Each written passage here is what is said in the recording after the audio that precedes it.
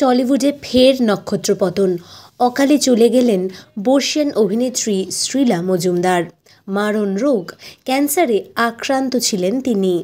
২৭শে জানুয়ারি তার বাসভবনেই শেষ নিঃশ্বাস ত্যাগ করেন অভিনেত্রী। তার এই প্রয়াণে কি বললেন সতীর্থরা?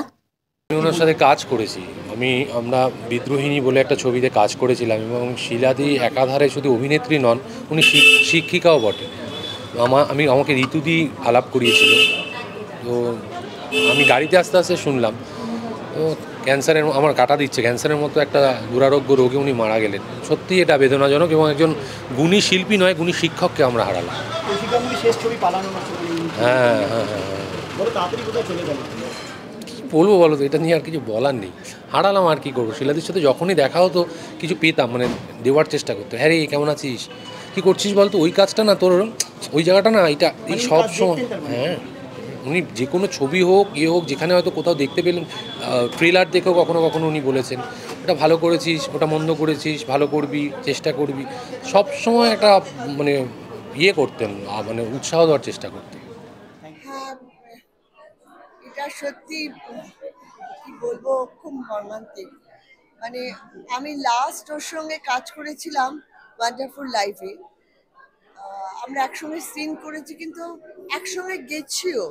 আমাদের পিক আপ ছিল, একসঙ্গে আমাকে তুলে ওকে তুলে একসঙ্গে গল্প করতে করতে গেছি। কিন্তু কখনো না বুঝতে পারিনি এভাবে আমাদের ফাঁকি দিয়ে চলে যাবে।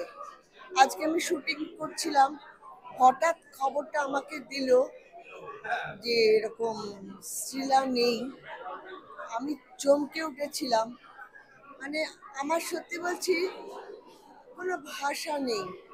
মানে এইভাবে ওকে দেখে তো কোনোদিন বোঝা যেত না। ভীষণ হাসি খুশি একটা মেয়ে ছিল।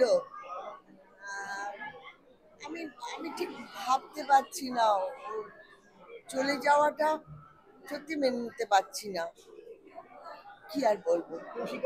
শেষ কাজ করেছেন পালান ছবিটা, মিরান ছেলের ১০০ বছর। হ্যাঁ, পালান ছবিতে কাজ করেছি শুনেছি আমি, কিন্তু মানে ওটাই বোধহয় ওর শেষ ছবি।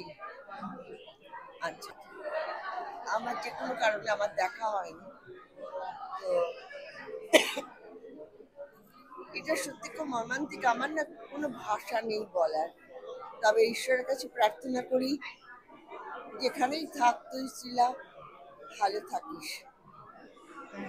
আমি জাস্ট মানে গাড়ি করে যখন এখানে আসছিলাম, তখন ফেসবুকে শ্রবন্তীদির পোস্ট থেকে আমি প্রথম দেখতে পাই যে মানে শ্রীলা মজুমদার আর নেই। উনি খুব ভালো একজন অভিনেত্রী ছিলেন। টেলিভিশন, সিনেমা, থিয়েটার সব কিছুতে ওনাকে দেখা গেছেন। এবং আমাদের আর্টিস্টদের লাইফটা হচ্ছে মানে মানে অদ্ভুত। মানে আজকে হঠাৎ করে এই খবরটা পেয়ে একটু তো শকড হয়েইছি। কারণ প্রত্যেকেরই বয়স হবে, প্রত্যেকেরই বিভিন্ন রকম শরীর অসুস্থতা থাকবে।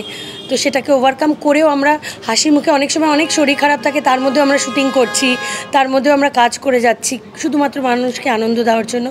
শিলাদি সারা জীবন মানুষকে আনন্দ দিয়ে গেছেন যতদিন উনি বেঁচে ছিলেন।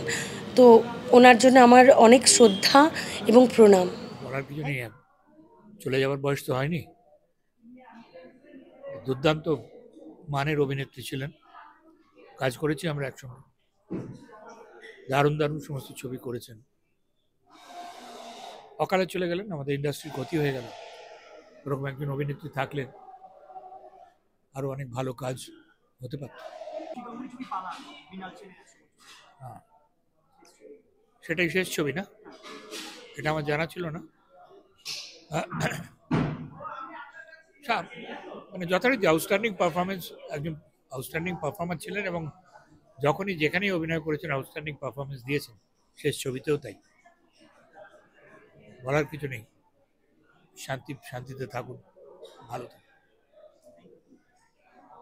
আসলে এই আনন্দের মধ্যেও একটা বলা যেতে পারে একটা ডার্ক স্পট আমাদের ইন্ডাস্ট্রির, এবং প্রত্যেক যারা ফিল্ম প্রেমী, সিনেমা প্রেমী বাঙালি, তাদের কাছে একটা প্রচন্ড অন্ধকার ঘন মুহূর্ত। কারণ শ্রীলা মজুমদার চলে গেছেন আমাদের ছেড়ে।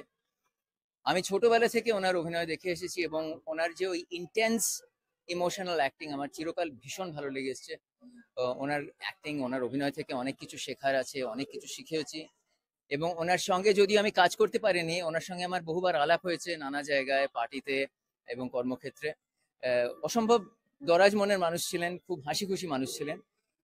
উনি চলে গেলেন, ওনার ন্যাচারালি ওনার এই এমটিনেসটা কোনোদিনই ফিল আপ করা যাবে না এবং আমাদের সকলেরই hearts are very heavy on her departure. এবং আমি জানি আপনারা প্রত্যেকেই শ্রীলা মজুমদারের অভিনয় দেখেছেন, আপনাদের নিশ্চয়ই ভীষণই ভালো লেগেছে। ইন্ডাস্ট্রি একটা অসম্ভব ভালো অভিনেত্রী এবং ভালো মানুষকে হারাবে।